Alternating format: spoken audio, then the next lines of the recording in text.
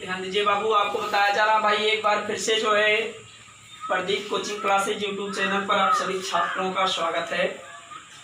तो आज लेसन 3 की बात की जा रही है, जिससे यानी जिसके पाठ का नाम आपको बताया गया वैद्युत धारिता, जिसको इंग्लिश में कहते हैं इलेक्ट्रिक कैपेसिटेंस का एक मोस्ट इम्पॉर्टेंट हेडिंग माना जाता है। जो वैद्युत धारिता की एक धारणा है, इसकी परिभाषा है, इसको इंग्लिश में कहते हैं बाबू concept of electrical capacitance and its definition. तो इसमें आपको बताया जा रहा वैद्युत धारिता की एक धारणा है, इसकी परिभाषा की बात की जा रही है। तो आपको बताया जा रहा बाबू, यदि किसी चालक, ध्यान देते रहिएगा, यदि किसी चालक को आवेश दिया जाता है,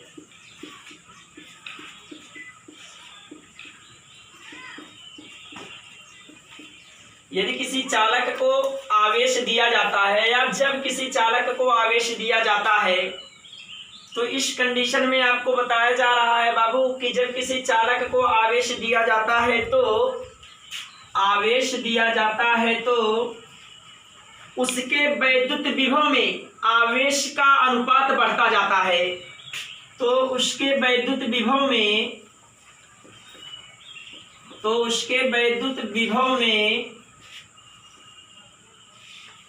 आवेश का अनुपात बढ़ता जाता है।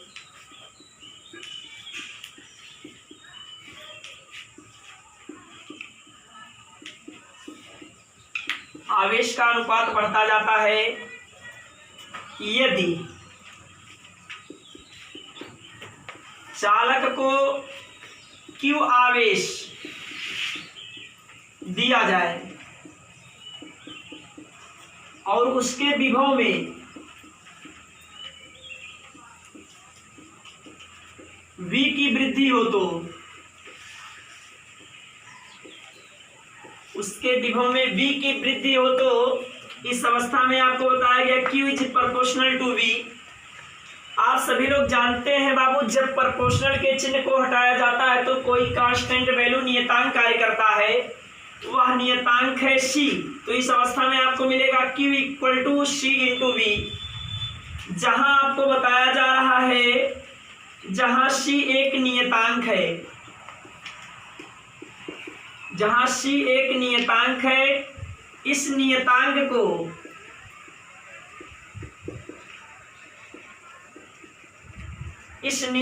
को चालक की वैद्युत धारिता कहते हैं।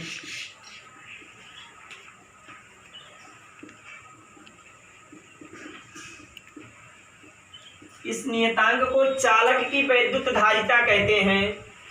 जो आपको Q equal to C into V निकला है बाबू, अगर यहाँ से C का मान निकालेंगे तो C इक्वल टू आपको मिल जाएगा Q बाई V। अब यहाँ से आप उसका डिफिनेशन अर्थात परिभाषा बता सकते हैं। परिभाषा क्या होगा, ध्यान दीजिएगा। जब किसी चालक को Q आवेश दिया जाता है तो उसके वैद्युत विभव में होने वाली परिवर्तन के अनुपात को ही चालक की वैद्युत धारिता कहते हैं। अर्थात जो आपको C equal to Q by V से प्राप्त होता है। बताया गया जब किसी चालक को Q आवेश दिया जाता है और उसके विभव में होने वाली परिवर्तन के अनुपात को ही चालक की वैद्युत धारिता कहते हैं, जो आपको निकला है C equal to Q by V से। तो यहाँ परिभाषा आप यही दे सकते हैं बाबू कि किसी चालक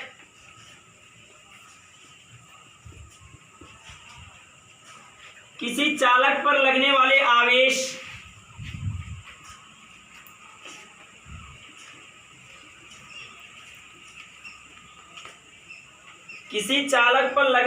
आवेश तथा उसके विभव में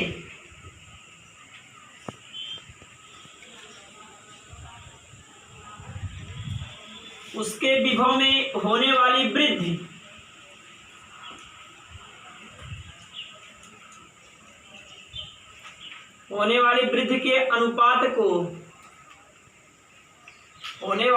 के अनुपात को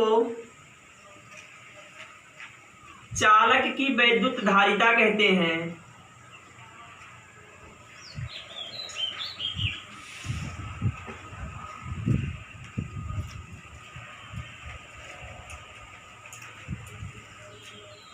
बताया गया व्यंजक के अनुसार परिभाषा आपको यही दिया गया बाबू, किसी चालक पर लगने वाले आवेश तथा उसके विभव में होने वाली वृद्धि के अनुपात को चालक की वैद्युत धारिता कहते हैं, जो आपको निकला है C=Q/V। तो इतना आप लोग नोट कीजिए। इसके बाद आपको बताया जा रहा है मात्रक, जिसको इंग्लिश में कहते हैं यूनिट, उसको भी सूत्र इन ब्रैकेट में फार्मूला,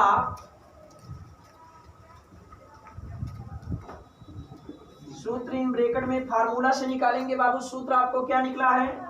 C=Q/V से, C=Q/V से यह आप निकालेंगे बाबू। C का मात्रक, C का मात्रक इक्वल टू हो जाएगा Q का मात्रक अपान हो जाएगा बाबू V का मात्रक। तो C का मात्रक इक्वल टू, आप जानते हैं Q क्या है? आवेश। आवेश का मात्रक होता है कूलाम, अर्थात Q का मात्रक हो गया कूलाम अपान, आप जानते भी क्या है? विभव। विभव का मात्रक होता है वोल्ट, अर्थात इस अवस्था में आपको मिल जाएगा कूलाम प्रति वोल्ट। और बताया गया बाबू नोट में, यहाँ आप लिख सकते हैं, नोट में लिख सकते हैं कि कूलाम प्रति वोल्ट को, कूलाम प्रति वोल्ट को फैरेड भी कहा जाता है। कूलाम प्रति वोल्ट को फैरेड भी कहा जाता है, अर्थात यहाँ पे आप बता सकते हैं C का मात्रक फैरेड भी होगा। और उसके बाद बता दिया जाए, यदि Q बराबर 1 कूलाम, यदि Q बराबर 1 कूलाम और V = 1 वोल्ट, इस अवस्था में C क्या मिलेगा आपको? 1 coulomb upon 1 volt equal to मिलेगा 1 फैरेड। इन बॉक्स में करेंगे, यहां से हेडिंग डालेंगे बाबू 1 फैरेड। इतना उतार लीजिए पहले आप लोग। आपको 1 coulomb upon 1 volt equal to 1 farad, तो आप हेडिंग डाल दीजिए 1 फैरेड। अब ध्यान दीजिएगा 1 फैरेड किसे कहते हैं, ध्यान देना बाबू। परिभाषा आपको उसी के अनुसार बताया जा रहा जो व्यंजक मिला है। 1 फैरेड उस चालक की धारिता होगी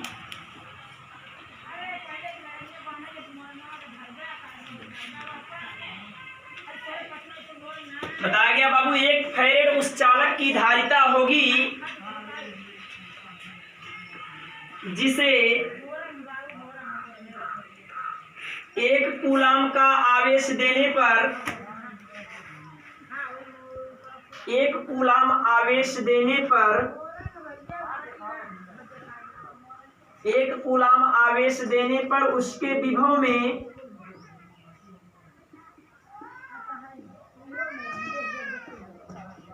उसके विभव में 1 वोल्ट वृद्धि हो।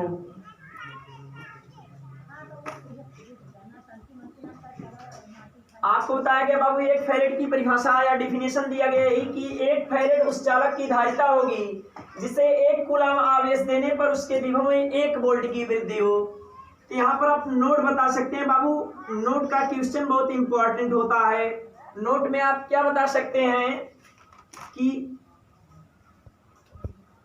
जिस प्रकार आपको बताया गया कूलाम आवेश का बहुत बड़ा मात्रक होता है, कूलाम आवेश का बहुत बड़ा मात्रक है, अतः आप बता सकते हैं बाबू फैरेड वैद्युत धारिता का, फैरेड वैद्युत धारिता का बहुत बड़ा मात्रक है।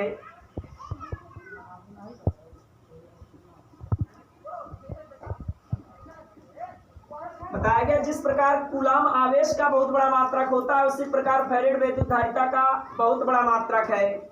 और बताया गया व्यवहार के रूप में आप लिख सकते हैं बाबू, व्यवहार के रूप में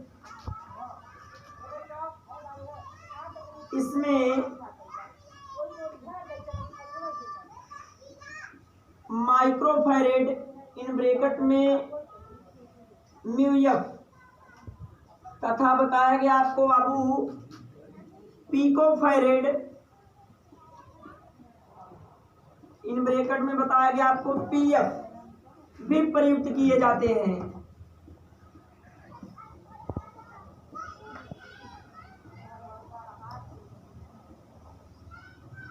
भी प्रयुक्त किए जाते हैं। इस कंडीशन में आपको बताया गया एक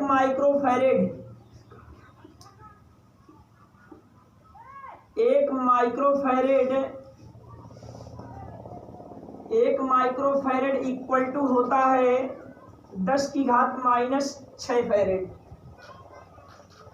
और एक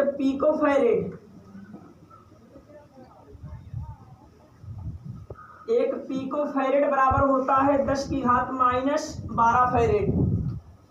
और ध्यान दीजिएगा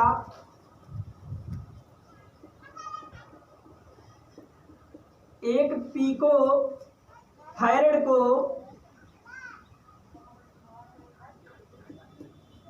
माइक्रोफैरेड भी कहते हैं।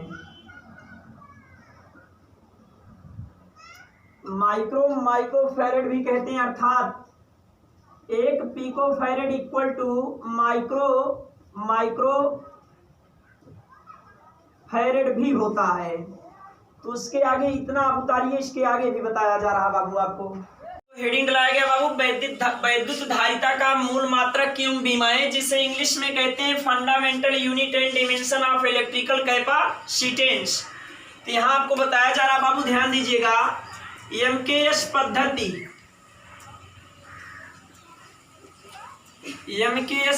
में वैद्युत धारिता का मात्रक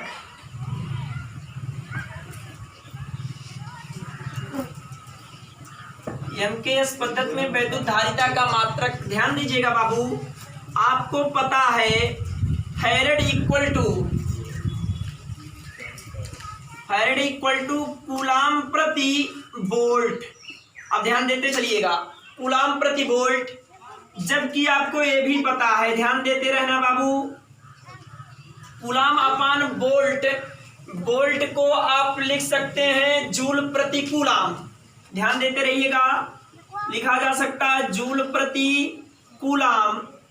कूलाम इधर भाग कर रहा, ऊपर जाएगा, गुणा करेगा, कूलाम का कूलाम में गुणा करेंगे तो हो जाएगा कूलाम स्क्वायर। कूलाम का स्क्वायर अपान नीचे हो गया जूल। अब कूलाम स्क्वायर को क्या लिख सकते हैं, Q बराबर होता है I इंटू टी। तो स्क्वायर है तो हो जाएगा I का स्क्वायर इंटू टी का स्क्वायर। I माने एम्पियर, T माने सेकेंड, अर्थात इसको लिखा जा सकता है बाबू, ध्यान देते रहिएगा, एम्पियर और सेकेंड का होल स्क्वायर अपान जूल को लिखा जा सकता है न्यूटन मीटर। अब ध्यान देते रहिएगा, अब उसको लिख सकते हैं बाबू एम्पियर का स्क्वायर, अब इंटू दिया गया बाबू सेकेंड का स्क्वायर अपान न्यूटन को क्या लिख सकते हैं, किलोग्राम मीटर और सेकेंड की घात -2, क्योंकि न्यूटन बल का मात्रक होता है और बल का मात्रक एक होता है किलोग्राम मीटर प्रति सेकेंड स्क्वायर। नीचे प्लस में, ऊपर जाएगा माइनस में, और इंटू मीटर आपको ऑलरेडी दिया गया है। ध्यान देते रहिएगा, एमकेएस पद्धति में इसका मात्रक निकल रहा है। अब इधर सेकेंड की घात माइनस, तो ऊपर जाएगा प्लस हो जाएगा। पहले इसको इस प्रकार ले लीजिएगा,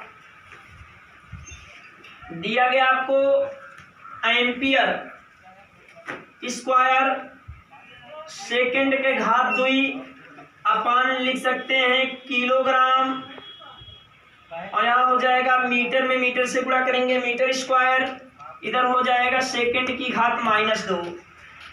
अब इधर किलोग्राम प्लस में, ऊपर जाएगा माइनस में, मीटर की घात प्लस, तो ऊपर जाएगा माइनस हो जाएगा, यहाँ सेकेंड की घात -2, तो ऊपर जाएगा प्लस हो जाएगा।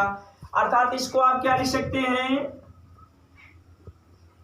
किलोग्राम इनवर्स हो जाएगा मीटर की घात -2 हो जाएगा सेकंड की घात ऊपर +2, ये माइनस ऊपर गया +2 और 2 जोड़ेंगे तो हो जाएगा 4 और बचा आपका एम्पियर की घात 2 अर्थात एमकेएस पद्धति में इसका मात्रक हो गया किलोग्राम इनवर्स मीटर की घात -2 सेकंड की घात 4 और एम्पियर स्क्वायर।